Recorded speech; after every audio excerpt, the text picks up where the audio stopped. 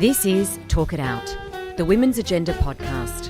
Tune in for your weekly download on the latest news, trends and ideas affecting your career or your business. Here's your host, Angela Priestley. Hello and welcome to another episode of Talk It Out, our third episode in this new season that we've just started a few weeks ago in 2018. We record this at the Eagle Wave studio, and this is our Women's Agenda podcast with my regular guest, my regular editor, I should say, contributing editor, Georgie Dent. How are you, Georgie? I'm very well. Happy to be a regular guest, editor, contributor, whatever you need. Please be more than a regular, because we absolutely need you. Yeah. You can't actually get rid of me. Yeah. And also in the studio with us today is Jacquie Park, who is the co-founder of Honest Money, among some other things that we will discuss today, which will all be in line with our bit of a chat that we want to have about flexibility. So how are you, Jacquie? I am very well, thank you, and happy to be an irregular guest anytime. Great. Well, again, a reminder that we love your ratings and your reviews. You can follow us on iTunes. And also just a reminder that we do put out a newsletter every day just before lunchtime, giving you the latest news affecting your life and your career, covering business, tech, finance, politics, life, parenting, careers, occasional parenting, leadership, lots of fun stuff. So get that. We're just in the process of relaunching that. We've got some great things happening there, and we're also looking at doing plenty of offers for our readers. So a really great place to stay in the loop of the news affecting your career. But today we're talking about flexibility, among other things. So how to make flexible work and why we all just can't work flexibly. Is there anything flexible about leaving the corporate world to run a startup? Finding a mentor, we might find a bit of a flexibility angle in that as well. And then, of course, at the end of the episode, we'll all be sharing a one key thing that we're following or doing or watching or listening to this week. So it is Flexible Working Day. Yes. Did you Happy work flexible working day? Yeah. I don't even know what flexible working means anymore, because it's just I can't imagine not working flexibly. And so what about you, Georgie? I am the same. So to me, flexible working is all I do. But I do think today is a particularly good example because, obviously, as you said, we've got a daily newsletter, and a couple of mornings a week I'm in charge of sort of making sure that happens. And I write a few times a week, and so I sort of ping in and out of work, but basically from sort of most mornings from about 8:30 till 12, I will be pretty much working exclusively on Women's Agenda. Yep. Today, then, I was coming into the city to do the podcast, but we'd run out of milk, the car was out of petrol, the kids so I dashed out to the shops and picked something up from the post office and came home before getting the bus into the city. And that just is sort of how my life works. Yeah. I work late at night. Sometimes I work early in the morning if I can. But it's been so long since I've worked any other way, I can't really remember it. Yeah, and that's the thing. It's not. It's not everyone's experience to have the flexibility. So we're seeing it with larger employers that are starting to offer all roles flex initiatives, or they have sort of hot desking setups where it's a little bit easier and almost expected that you'll do a little bit more remote work from home, whatever it is. A few stats on flexible working. And I've pulled this from the Flexible Working Day website, among other things, and a few other resources. So that 75% of part-time jobs are currently held by women. I think that's a stat that we all know quite well. 79% of new dads want to work flexibly. And I love this one, that 45% of millennials will choose flexibility over pay. And I mean, so I think some of those show that flexibility is important to parenting, but also that it's important beyond working mothers or working dads, that it might be something that people will really push for in terms of the jobs that they're interested in and the employers that they are loyal to. So, Jacquie, I think you describe yourself as a bit of a typical millennial in that you do have, I guess like Georgie. Georgie has a portfolio work thing going on. I like it. So you do as well. It sounds quite professional, It doesn't it? Yeah. Portfolio. Not just holding it together. It sounds very specific and very put together and planned, but I imagine it's just bursting at the seams kind of portfolio. So I am co-founder of Honest Money, as you mentioned, and we are a fintech startup, and our mission is to build financial inclusion. the other, and that's a huge part of what I do. The other part of what I do in my working life is I work with a leadership consultancy, and I help them with their tech and strategy aspect. So we run programs around mentoring across the country, across different industries. We also do executive coaching, workshop facilitation, help companies specifically with diversity and inclusion. So I guess for both of my two major parts of my portfolio, they're very much purpose-driven, and I would say that that is a huge benefit to my working flexibly, because it's been a choice that I've made between working in corporate, which is my background, and now working in this very, very different, much more fluid kind of environment. So in some ways, though, I think that flexible working is kind of a misnomer. It sometimes feels very inflexible because when you're running your own business, when you're even working for another person, but in a small business, the commitments that you make with work are much more about the outcome. So it's not about the hours that you put in. And because of that, I think what ends up happening with somebody like me, at least, is that there is no limit to the amount of work that I can do. It doesn't shut off at the end of the day. It doesn't. And so I also have 2 stepkids, parents who need a bit of my care as well. So it's really just completely a juggling act. I think that's a typical story for a lot of women in particular. So sometimes I feel like it's not actually flexible in the sense that probably the outside perception might be. I think you're right there, and I think that flexibility is still seen by some people as shorthand for working part-time or not working very much, whereas I think the experience for a lot of people who work flexibly, and I accept it is very different when you're running your own business, but it is even when you're not running your own business and you're working flexibly, you do tend to work incredibly hard. And for a lot of people, I think that sort of battling that stigma and correcting that assumption is actually quite important. I remember a couple of years ago, the Diversity Council had their annual debate, and the subject was, is flexibility the key to gender equality? And obviously you'd think the answer is yes, but the way it ended up being argued, and the room decided that no, it wasn't, and it was because, and this was a couple of years ago, but at that point flexibility was seen as an option purely for working mums who needed to work less hours. So when it's seen like that, it just is marginalised. When it's not accessed by everyone in the workplace, I think that's when you'll get the genuine change, is that when you've got men accessing flexibility as much as women, and when it is seen not as a sort of special arrangement for certain employees, but as the norm of how work gets done. As the norm, yes. When we take out the word flexible in front of work, and it just becomes work. And I think that, I know that, I say that I work flexibly, and I pretty much started a business by acquiring women's agenda while I was on maternity leave when my second newborn was very young, when he was just a few weeks old, I believe. And so that became the norm for me, that there was no other choice. And so there was the flexible working, and I found that there were things that helped in the sense that I was working by myself and for myself at that point, until I got some wonderful extra people in, like you, Georgie. But in that time, it was flexible work, but it wasn't any less work. There was a lot of hours, and it just happened at different times when I could, and that worked for me at the time. And I'm not saying that I don't know that I necessarily want to go back and do that again. And so I do feel for a lot of women, especially at that point of having children, if you're an entrepreneur, if you run a small business, if you're trying to get up a small business, and this idea that it will enable you to have flexibility and to access flexibility.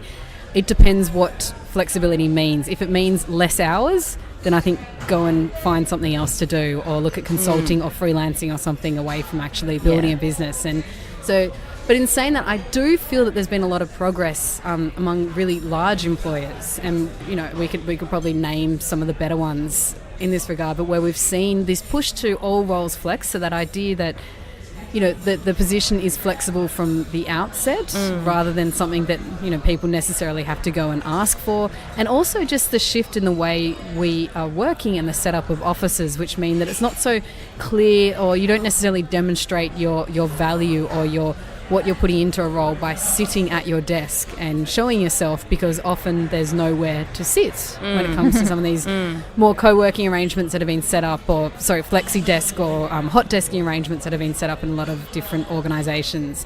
Jackie, do you think we're seeing much of a shift in that regard? I know because you've come from a corporate. Yeah, I don't have. know what your working conditions were like there. Yeah. So I guess there are a couple of different things here. So I want to go back to something that Georgie said about the way flexible working is perceived, and I think so. I was reading in my spare time, in my flexible working time. I was reading a research document about. These two particular researchers in the UK had looked at done a longitudinal study, which means tracking over time, workers in Germany and the UK. And what they found was that the people who had more control over their work, so more autonomy and more ability to choose their hours, actually ended up working longer hours. And I think like I am that type of person. I think it also depends not only on the nature of your work, but also your nature. And then they also found in a later study that there were gender differences in flexible working. So they found that when women work full-time but work flexibly, and whether they're mothers or not, and men when they worked full-time and worked flexibly, there was a reward discrepancy. So men often were given better career options and were paid more in effect. And I think that is obviously a huge problem. Like that is kind of, I think that helps to fortify gender stereotypes, because you're then more likely to say, well, why am I working flexibly? I'm also a mum and I'm not getting rewarded for it. I'm not getting the career options that I want. So what is the point? And then, you're then more likely to see it as a choice that's, not ideal. So that does intrigue me a little bit, because I have thought that as it stands, men who work anything less than full-time do tend to still be penalised in that they're obviously not as committed to their careers or not. So it is really interesting. It doesn't surprise me that there is that discrepancy. I think we've seen that so many times. Yeah. But it does, in that instance, I'm really interested by that. In some ways, it's actually it's not positive, but the fact that there are men working flexibly who are still being well remunerated, in some ways that's a bit of, do you know what I mean? Yeah. Like it's like, well, at least it they're shows not that it might not solve the gender pay gap, I think, if everyone ends up working flexibly. Yeah. Well, I think actually, going back to this study, it found that the perception is actually really crucial. So whether or not women were working flexibly because of family or not, they were perceived to be, and there's other research that has found that if you are seen to be working flexibly or part-time because of these reasons, it's not rewarded or perceived in the same value kind of way, financially at least. So, yeah. And then there's also the issue, and it might have been a similar study because there's been a few studies in the past few weeks which talked about bad flexibility, and that's the idea, and I guess it comes with a lot of part-time work, so you get paid 4/5 of your salary to work flexibly or to work part-time, and then you just end up working full-time for the privilege of earning less money at the same time. And we put up a little thing on Instagram about that, and we had a lot of comments of people saying that is their experience, and research around people who opt to work 10-hour days 4 times a week instead of 5 days, which I just think sounds horrible, and I don't think that is really conducive to anyone working particularly successful. But again, a research on 700 people in that sort of working scenario in the US found that they did still end up working on their Friday that was supposed to be off after their 4 by 10-hour days, which just And I mean, this is where culture and technology, the impact that they have, you just can't underestimate, because there would have been a time where if you were home on a Friday and you weren't at work, you actually couldn't really do very much. You could take the odd phone call, whereas now, I mean, you really can. And I mean, I remember it, particularly when my kids were little and I was doing things like when I first started at Women's Agenda, I was doing 3 days in the office and 2 half days from home. And I mean, look, it's so easy. And I had to be quite disciplined about, having certain hours where I just wouldn't log on, which in some ways is easy with kids because they are so consuming and they need you. But at the same time, it is so easy to be connected and be visible. And as soon as you start doing that, you're kind of sending the signal that actually your off day is not your off day. And I mean, I wasn't in a position where that was never exploited, but you can see how very easily habits creep in, that working part-time effectively means you are doing as much work as anybody else, but you're just getting paid 2/3 less or 1/5 less. This is a commercial break for Work It Out. We'll be back in a moment. But if you're interested in being a sponsor for Work It Out or Women's Agenda, just drop us a line and let us know. That's womensagenda.com.au. There's been a study published this week in the Sleep Journal by Oxford University. It was in the Sydney Morning Herald today, which found that Australia was actually losing billions in productivity due to a chronic sleep shortage, much of which the authors put down to people working late into the night, so on devices, doing global conference calls and Skype meetings and things with offices all over the place that we just didn't do in the past. Yeah. And so they talked about how, I mean, this affects obviously your ability to be fully present the next day, how it's could be causing more road accidents, how it's causing more people to have to take time off and leading to burnout. And I think that's very reasonable. And I think there might be some connections in this flexible working discussion as well. And it feels like we've almost become flexible in how we are at home in enabling and allowing technology to creep into what we do at home in our life there, but then it's not always being remunerated fairly or given back fairly when it comes to what's going on in the office. And overall, is the value proposition there? Like, is it beneficial for us or for our employers, for example? When you look at the whole big picture of it, you think, am I at my best when I write the email quickly, at 9 o'clock at night because I see it and because I can? That's a very small example, but I do wonder whether... I don't think it's as simple as, isn't this brilliant that we can work all the time? Which I know is not what you're saying at all, but I think that's something to be conscious of. Yeah, that there do need to be boundaries despite there being flexibility. Yeah. I know from my personal standpoint that there is this element of reciprocity. So if somebody is willing to give me flexibility, then I think inevitably there is some element of, I appreciate that, and look, I'm going to prove that you can trust me, and I'm going to work even harder given that you've given me this additional benefit. And I think that's something that we see play out, like at least anecdotally. A lot of the women in particular that I know who work part-time end up working more than part-time, and there is still this, I think, sense of guilt that working flexibly is somehow a favour that our workplaces are doing for us. They feel lucky to have that job. Yeah, exactly. So I think it really comes back to the fact that there has to be an element of norming this, so that it's not just women who are seen as being caretakers and who are doing this as some kind of luxury, but it is actually open to many more people, including lovely millennials. So back to what you're saying about the corporate landscape. So my husband is, a corporate citizen. He has a very, very different working schedule and nature of work than I do. But given that I have two stepkids who are his kids, he does try to bring in an element of flexibility around, kids pick up and drop off and being there so that he can take them to their extracurriculars. And I think, at least in the world that I came from and his current world, which is the finance world, that is still relatively uncommon, at least in the senior leadership ranks, which is where he is.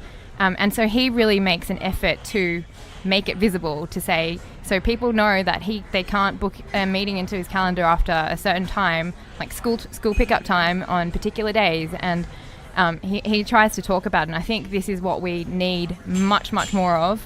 So I guess my shout out to everybody is if you run a team in the corporate world or if you run a small business, is to really question whether you are being inclusive and really considering these different practices that might, given that we all work longer when we work flexibly, might be better for you in the long run anyway. For you, not for us. It's interesting because my husband works in medicine, Yeah. in public hospitals at the moment, and for most of his training, I would say there has been very little flexibility. And when you sort of think about that kind of work, when you're working in, you turn up to work in a public hospital, you have absolutely no idea what's going to get thrown at you. So in that regard, I've sort of always been like, there's no way he could have any flexibility. Yeah. The last year in particular, he's worked with a couple of other doctors at a similar stage to him that also have got young kids and are also actually interested in being present and available, engaged parents.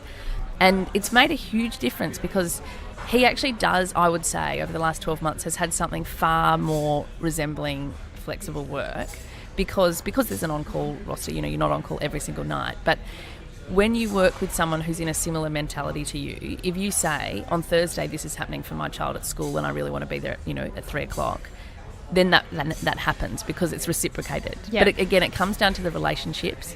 And I think, we had Kate Mills in here last week and she was sort of saying, I think we're inclined to think, there are only certain jobs that you can do flexibly, or there's only... But in reality, I think you can actually create flexibility in nearly every line of work.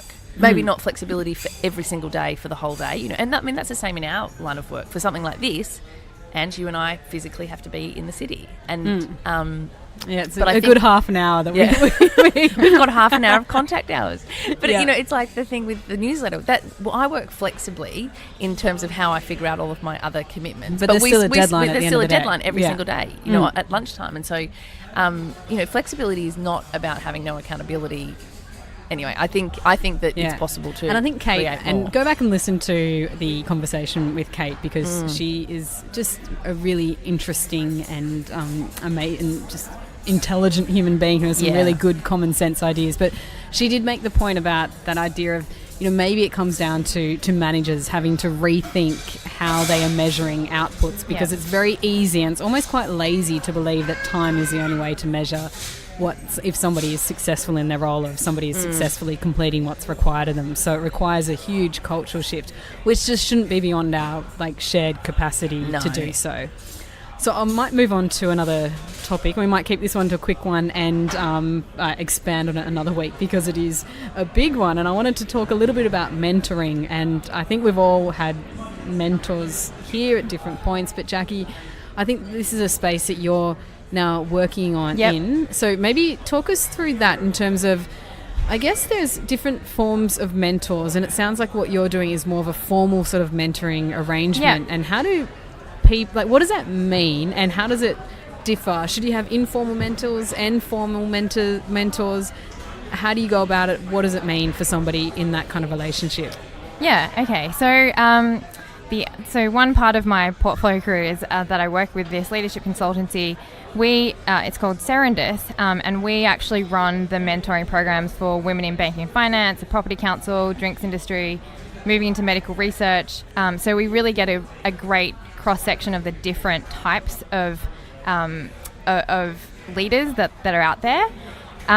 So what we really work on is more structured mentoring programs. So whether that's within a particular company, an individual company, or across industry. And I think the demand for mentors is really, I think it's growing, it's accelerating because I think we all see, at least from a personal standpoint, and the research shows that having a mentor can really accelerate your career. It can change the way that you think about things. And for me, personally, the mentors that I've had totally have revolutionized the way that I perceive my career and the way that I go about it.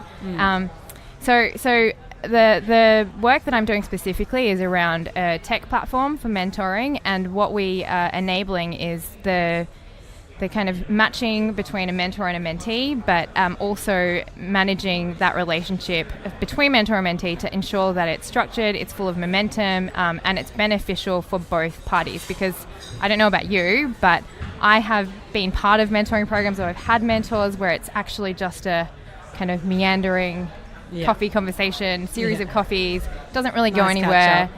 I'm not really learning anything, they're not getting anything out of it, and that's really, the worst kind of scenario that you can have.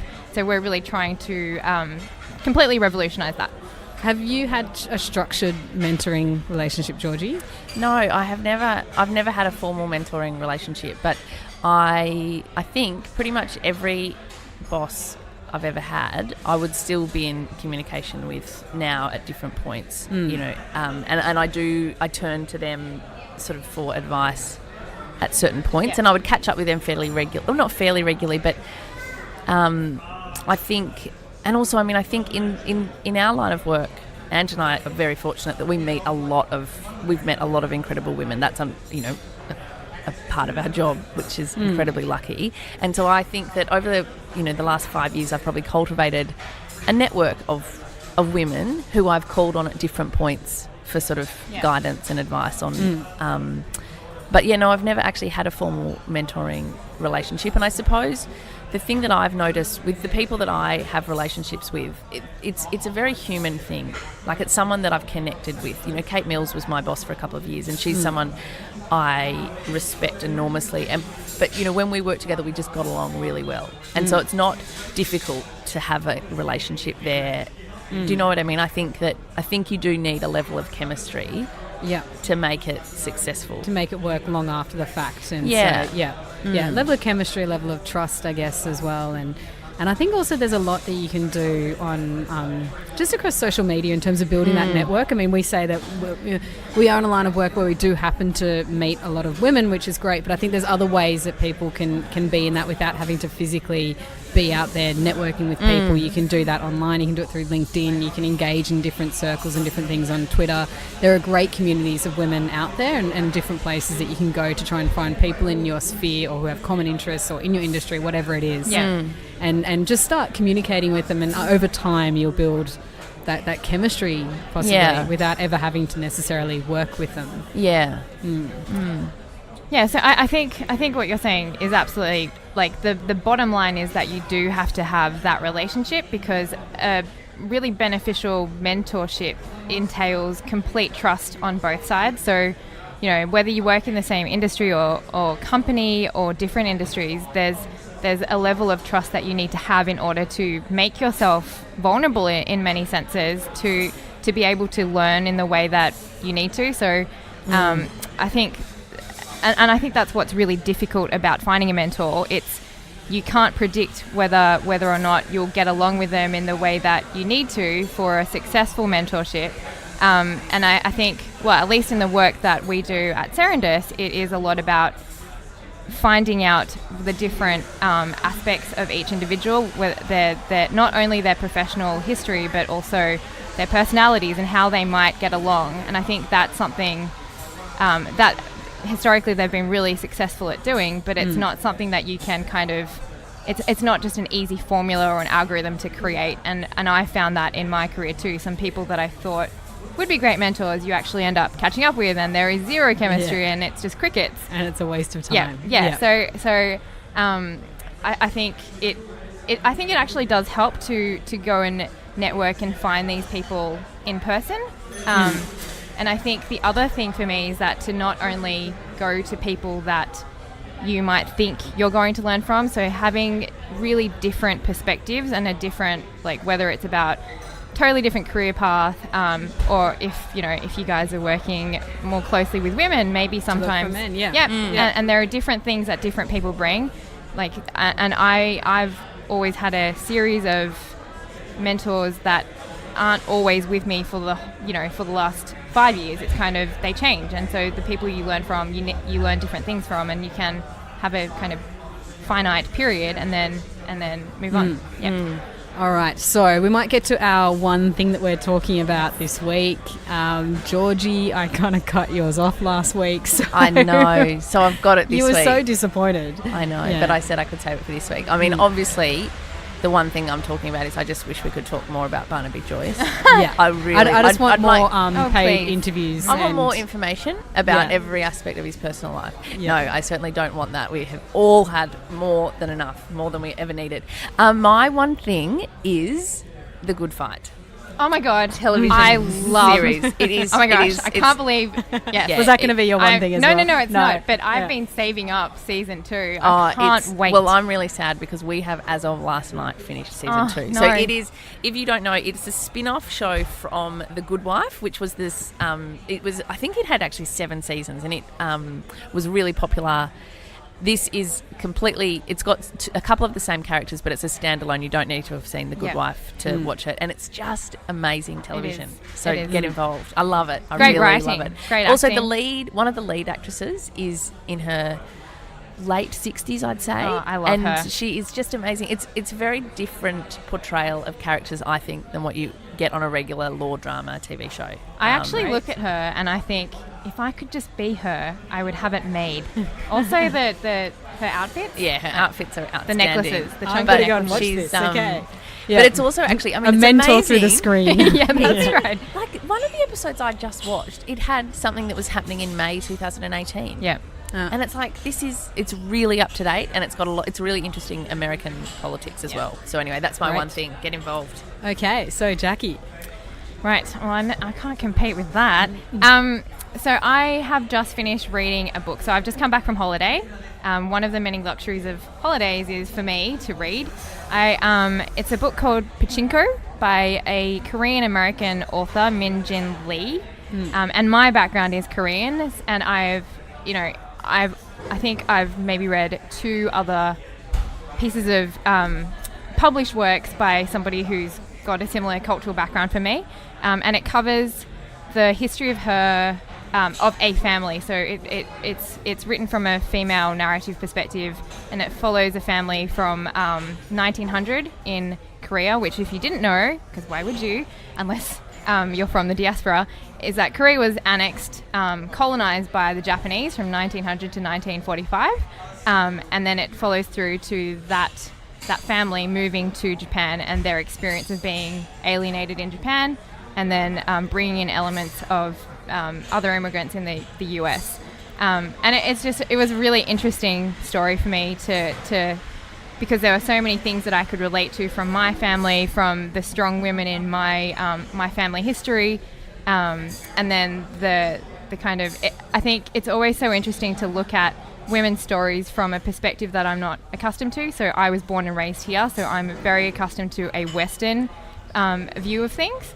So I'm trying to expand my views, and it was a really enjoyable book. And I also I'm now starting reading Half of a Yellow Sun by Chimamanda Ngozi Adichie, whom I adore. So. Great, okay. Good recommendation. I'm going to do a fiction book then as well. I wasn't going to, but I'm going to recommend Conversations with Friends by Sally Rooney, and I actually read that late last year, and I've just reread it again over the last couple of weeks. It's a really beautifully written story, very modern. The book about a young woman, and one of those things that is just so amazing and mature and just really sort of, you just really get into. And then I went and Googled the author's name, and of course she is in her mid-20s or so, and just ridiculously talented and successful. And really, really lovely read. And with that, I'm losing my voice. So thank you. A reminder again that we will be recording again next week. So Georgie, if you could come and rock in for our FaceTime, which would be nice. I'll lock that into my flexible work schedule. But also a reminder just to say thank you to Eagle Wave Studio, and also to just let you know that you can give us a review on iTunes. You can share this podcast with your friends. It all helps. Thank you. That's a wrap for Talk It Out, the Women's Agenda podcast, powered by Eagle Waves Radio. Don't forget to like us on Facebook, follow us on Twitter, and jump on the website for more amazing shows. Catch you next time.